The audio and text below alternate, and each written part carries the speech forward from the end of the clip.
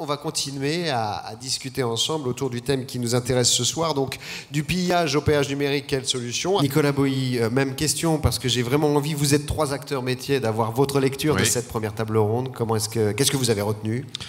Déjà, on a pu synthétiser quelle était l'équation de la réussite pour faire du numérique payant. Il faut du software, et on vient de voir qu'il y a un modèle qui émerge et qui peut être dupliqué, c'est le SaaS, du hardware. Il faut forcément du contenu de qualité, c'est une obligation absolue. Et puis il faut des nouveaux usages en permanence. Et si on a les 4, on a la capacité de pouvoir effectivement facturer et avoir quelque chose de payant. Maintenant, ce qui est un petit peu plus, entre guillemets, triste, c'est que pour survivre, comme ce qui a déjà été dit, il faut impérativement et en permanence innover pour avoir une proposition de valeur qui soit unique sur le marché. Et l'innovation, ça coûte cher. Et la mauvaise nouvelle un peu que l'on a ce soir, c'est de se dire que finalement, il n'y a pas de grands investisseurs en Europe qui soient capables de pouvoir être en compétition avec ce qui existe aux États-Unis, par exemple, avec les capital risqueurs, pour permettre aux sociétés innovantes, à nos brillants ingénieurs en France et ailleurs en Europe, d'être capables de pouvoir investir suffisamment en innovation pour garder cet avantage compétitif en termes de proposition de valeur unique. Il y a une course à l'innovation aussi, parce que et finalement les DSI, vous tous qui êtes là, vous êtes dans cette même problématique les uns et les autres, à la fois la course à l'innovation qui nécessite des moyens et la demande qui est faite au DSI par les directions générales la plupart du temps, de faire du gain aussi et de coûter moins cher. Donc ça, c'est quand même une équation complexe. Alors c'est une équation complexe, mais qu'on résout de plus en plus et de mieux en mieux. Déjà, il y a un équilibre qu'on peut avoir entre ce que l'on fait à l'intérieur du data center de nos DSI et en dehors.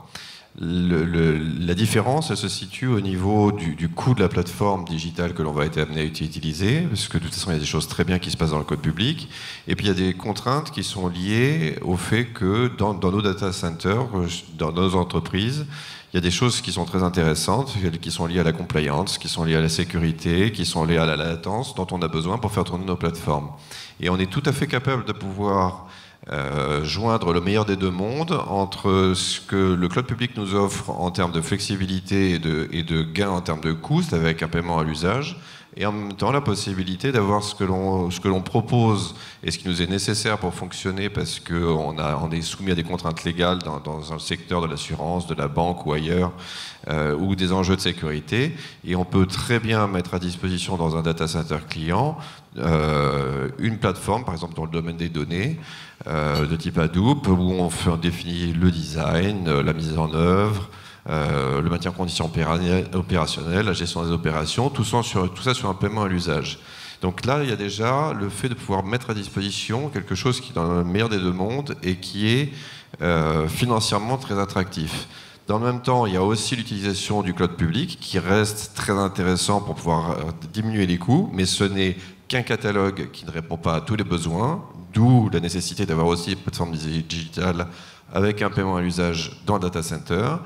Après, le troisième point, c'est d'avoir les meilleurs outils pour que, en fonction des différents workloads qu'on a dans l'entreprise, les mettre à disposition sur la plateforme qui coûtera le moins cher et par rapport aux critères de sécurité que j'ai évoqués précédemment. Et le dernier point, c'est de continuer à faire évoluer le legacy de manière à rationaliser les coûts, mais en consolidant les infrastructures, ces infrastructures qui seront digital ready, c'est-à-dire une plateforme qui pourra faire du bare metal, de la virtualisation ou du container, de manière à envisager tous les sujets possibles que l'entreprise voudra envisager. En faisant ces 4 choses, on est capable de pouvoir rationaliser les coûts et de mettre à disposition des plateformes digitales avec le meilleur des deux mondes, c'est-à-dire des plateformes digitales qui ont les vertus du cloud dans le data center et le cloud public. Alors Eric Faraud le disait tout à l'heure, c'est une transformation digitale, mais une transformation globale de l'entreprise, et on le disait en passant de France Télécom à Orange, ça paraît une évidence à tout le monde. Le message des DSI, c'est quoi? C'est d'accompagner, Nicolas Boilly, cette stratégie de changement, faire comprendre cette nécessité de changement au sein de l'entreprise, Nicolas? La transformation, c'est quelque chose de très compliqué. J'ai eu beaucoup de chance, juste avant de prendre mes fonctions de responsable de la division service d'HP, de HPE, je m'occupais du consulting pour HPE en Europe, Moyen-Orient et Afrique. La bonne nouvelle, c'est qu'on n'a vraiment absolument pas à rougir de tout ce qui se passe en Europe en termes de transformation numérique. Les sociétés françaises avancent très vite, c'est une bonne chose, mais on retrouve quand même des éléments au titre de la transformation qu'on retrouve un peu partout. Le premier, c'est qu'il n'y a pas de succès sans qu'il y ait un président ou un directeur général qui soit totalement impliqué dans le succès de cette transformation numérique. Le deuxième, c'est qu'il faut qu'il y ait une transformation du changement global de l'entreprise qui envisage tous les services qui vont être impactés, que ce soit la production industrielle, que ce soit la direction commerciale, que ce soit la DSI, etc. Il y a aussi un point clé qui est de comprendre que la transformation numérique fonctionne et que l'innovation vient des contributeurs individuels. Il y a beaucoup plus d'innovation qui vient des gens qui sont en face des clients par rapport justement aux nouveaux usages que l'on peut avoir ou aux gens qui font la maintenance des environnements industriels que de la direction commerciale ou autre. Et au niveau de la DSI, le point clé, c'est qu'il faut un schéma directeur clair et sur le long terme, mais en même temps, ce qui est complètement en rupture, c'est qu'on est dans la notion de l'évolution des usages. Donc ce qu'il faut, c'est qu'on soit dans du prototypage, qu'on soit dans l'essai, qu'on soit dans la capacité de prendre des risques. Et ça, c'est quelque chose que les directions informatiques, dans la plupart des entreprises, pour lequel on a énormément de mal.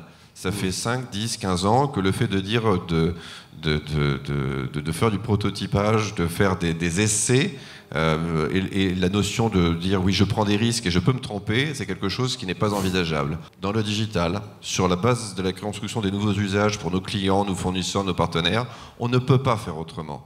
Et donc ça, c'est un changement, il y a un accompagnement au changement très important à avoir, et sur lequel il faut qu'on puisse aider les équipes à leur donner la possibilité pour le faire, à les supporter et à faire comprendre à l'ensemble de la direction informatique que ces gens-là font des choses bien, qu'il faut les supporter et de travailler avec eux. Et ça veut dire que le DSI doit être capable de pouvoir avoir un rôle de lobbying sur l'ensemble de ces sujets. Merci Robert Euseb, donc d'Ingérop, Nicolas Boilly, HPE et Eric Parot, Orange Business Services.